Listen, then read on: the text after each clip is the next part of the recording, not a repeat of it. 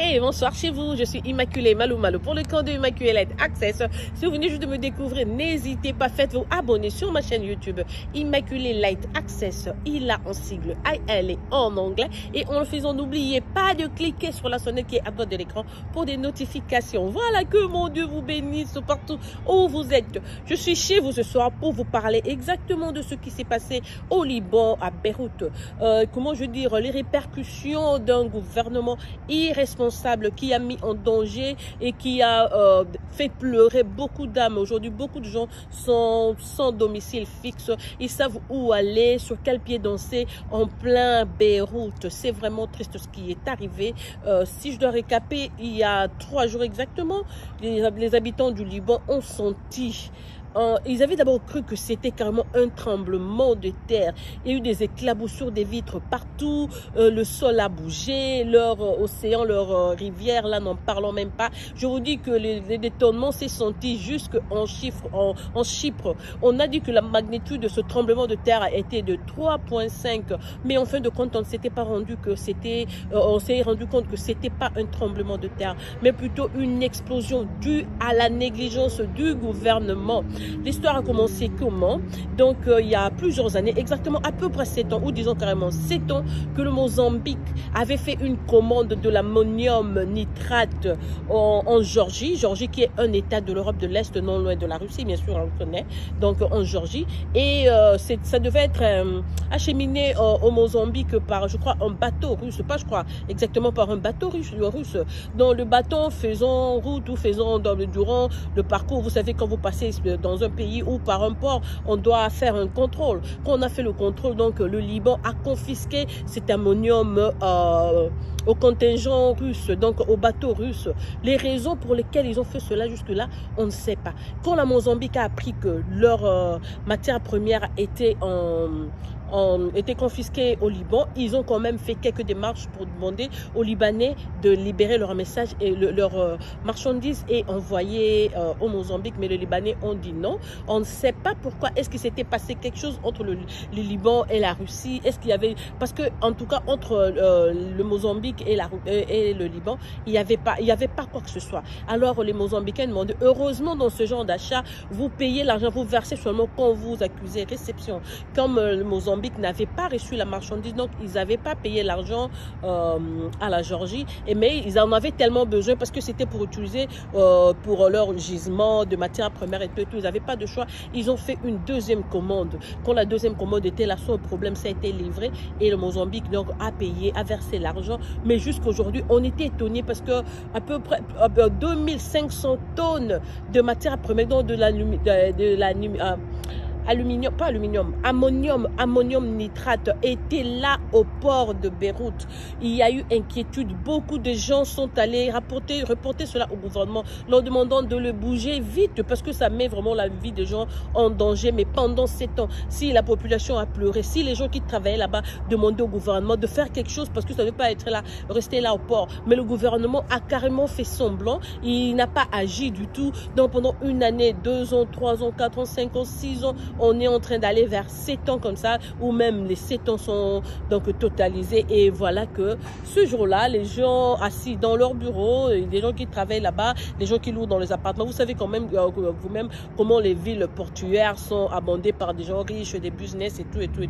Donc ils ont quand même entendu un détonnement. D'abord c'était un petit feu et puis après c'était la grande flamme qui est allée au ciel, qui a fait bouger l'océan, la terre et tout. En tout cas, on a dit c'était comme un tremblement de terre. Ça a causé, aujourd'hui on parle de 160 morts, mais on sait qu'il y en a plus parce que jusque là on continue à chercher les gens sous les décombres des débris qu'il y a là. Beaucoup de gens ont perdu leurs organes, d'autres se sont blessés et tout. Ce qui dérange dans tout ça, c'est qu'il n'y a pas assez de place dans les hôpitaux. Moi, ça m'a un peu étonnée. D'abord, quand j'avais entendu cette histoire, je me disais, il y aura sûrement le nom du Congo. Parce que nous, au Congo, on a grandi tellement avec des Libanais. On sait que les Libanais, en tout cas dans le business et tout, ils sont tellement, je ne sais pas, imprégnés, imbibés ou whatever. Ils sont tellement dans le truc congolais. Quand on a dit explosion, j'ai dit, ça, c'est pas la matière là, ça vient pas de Colosie, ça vient pas de l'Ikassi là, du Congo. Mais j'étais étonnée d'apprendre que ça venait de la Géorgie. Bon, de toute façon, on ne peut pas parler de matériel ou quoi que ce soit, ou même dire quoi que ce soit sur les Libanais. Les moments sont très difficiles. En tant qu'humain, on doit toujours compatir avec les gens qui souffrent. Si on ne sait pas les assister d'une façon financière, en tout cas dans nos prières, n'oubliez pas de citer ces gens, toutes ces familles qui souffrent. J'ai vu des fillettes, des petits garçons. Pour nous qui sommes humains, nous qui sommes humaines, en tout cas, on doit toujours avoir un cœur. Quand la souffrance de l'autre, ça peut être aussi ta souffrance au somehow. Parce que ces gens-là qui sont aujourd'hui victimes de cette explosion ne sont même pas responsables. Ce ne sont pas les gens qui ont causé cela. D'autres même ne savaient même pas que ça restait là au port, dans le dépôt comme ça. C'était dangereux. Et pendant 7 ans, on vous rappelle que non, il faut bouger cette marchandise. Elle est dangereuse, on ne peut pas la laisser là. Mais le gouvernement, je ne sais pas, taciturne ou quoi que ce soit. Vous connaissez ces genres de gouvernements qui ne prennent pas d'action. Ils attendent seulement des dégâts pareils. Et l'unique hôpital qui était non loin du port n'avait que 60 lits. Que 70 pour recevoir les malades. Et du coup, on vous amène 5000 malades. Comment allez-vous vous y apprendre? C'était vraiment la débandade, c'était la crise. Il y a 2 autres hôpitaux qui étaient, à part celui de 60 lits, il y avait 2 autres qui étaient à proximité, mais ils ont été aussi explosés sur les champs. Les infirmières, les médecins, les gens sont morts et tout. C'était donc inaccessible. On ne pouvait même pas amener les gens là. Donc les gens se sont retrouvés. C'est une histoire très triste quand vous regardez à la télé. En tout cas, moi, quand j'étais jeune, j'ai vécu dans une famille libanaise aussi. C'était Edmond. Il vit aujourd'hui à Londres avec ses enfants. Je suis de cœur avec le Liban. Le médecin pédiatre de mes enfants ici aux États-Unis, c'est aussi un Libanais.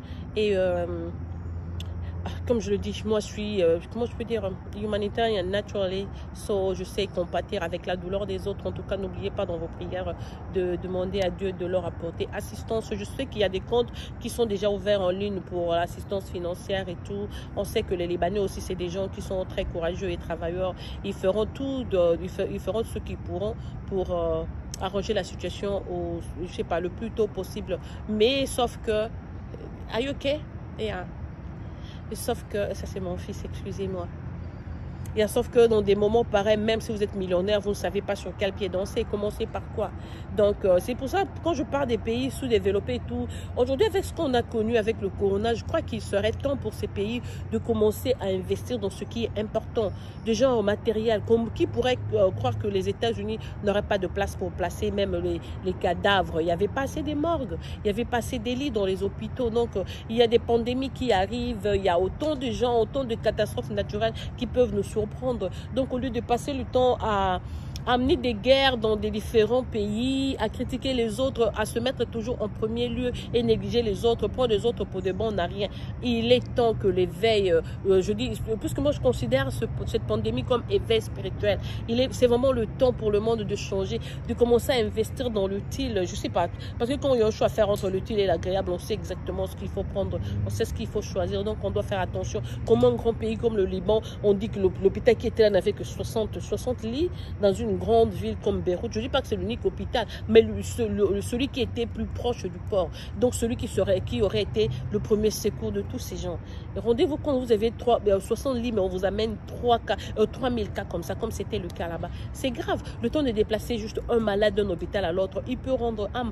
Il y avait des ambulances, mais toutes les ambulances, je ne pouvais même pas avoir accès parce qu'il y avait des éclaboussures, il y avait des murs qui se sont écroulés, il y avait pas écroulé. Donc c'est vraiment difficile. C'est une situation vraiment de guerre, je dirais. En tout cas, Dieu, vous êtes là. Je sais que votre œil peut aller n'importe où. Beaucoup de gens ne vont pas comprendre, mais bon. En fait, l'ammonium de nitrate, là, c'est exactement le même matière que les Américains ont utilisé. Donc, j'ai oublié le nom du monsieur. Le monsieur qui a fabriqué la bombe qui a tué à Oklahoma. C'était exactement. Il a eu possession de ce produit-là pour fabriquer la bombe. En fait, même si on dit non, oui, on sait que dans les mines, on utilise les explosifs, ça c'est vrai. Mais on peut aussi utiliser ça pour la fabrication, justement, des bombes. Peut-être que c'est pour cela que ça a été... c'était comment alléchant ou peut-être la Libye a envié. Ils ont confisqué ça pour eux, pour travailler dessus. Mais voilà, pendant 7 ans, ils n'ont rien fait. C'était pas leur matière. Ça appartenait à la Mozambique et à la Géorgie. Donc, ils ont juste confisqué ça et ils ont gardé ça, ils ont tassé ça comme ça dans le dépôt du port. Et voilà, maintenant, 7 ans après, ça a tué autant de vies. Dans la vie, on doit être prudent aussi. Et en tout cas, au gouvernement, on n'apprend pas. On ne veut pas seulement aller faire la campagne, je veux être président. président, je vais être gouverneur de ceci, cela. Et puis le poste est là, tu n'arrives pas à être souple et à prendre des décisions quand il faut le faire. Quand tu vois que les pétards sont là, le produit là est presque toxique, je dirais, pour la santé de la population ou même pour la continuation de la population.